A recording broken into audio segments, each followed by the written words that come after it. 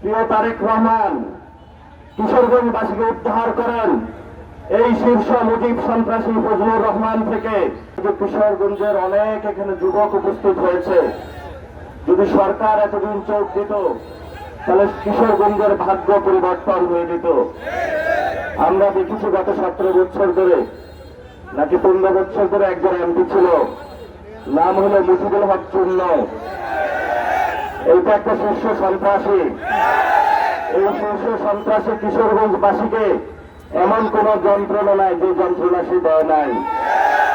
আল্লাহ কিশোরগঞ্জবাসীকে মুজিবুল হক চূর্ণ থেকে উদ্ধার করেছে। সাথে সাথে মুজিবুল হক চূর্ণর যে গডফাদার ছিল শেখ হাসিনা, তার থেকেও আমাদেরকে উদ্ধার করেছে। কিন্তু দুঃখের বিষয়, কিশোরগঞ্জে আলেম ওলামা অনেক বেশি, বিশেষত ময়মনসিংহ অঞ্চলে।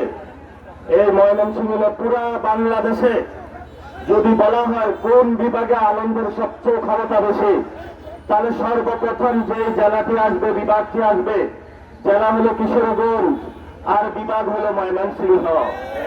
এটা আলহামদুলিল্লাহ করবেন আপনারে। যেখানে আলেমরা থাকে ওইখানে গজব কম আসে। কিন্তু তারেক রহমান কিশোরগঞ্জবাসী যখন সব গজব থেকে উদ্ধার হয়েছে, ফজু পাগলা নামে এক গজব কিশোরগঞ্জবাসীর উপরে চাপায়া দিচ্ছে। এই কিশোরগঞ্জে কিছু বিচ্ছিন্ন সন্ত্রাসী গোষ্ঠী আওয়ামী লীগ এখন অবস্থান করছে। এই সন্ত্রাসী গোষ্ঠীর মুখপাত্র হিসাবে হলো এই ফজলুর রহমান কাজ করছে।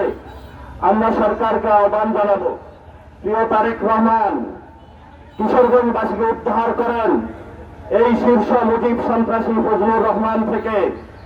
এই সন্ত্রাসীর জ্বালায় কিশোরগঞ্জবাসী অতিষ্ঠ, কিশোরগঞ্জবাসীর মান মর্যাদা চলে যাচ্ছে। ওনারা তাকে রিজেক্ট করতে চায়।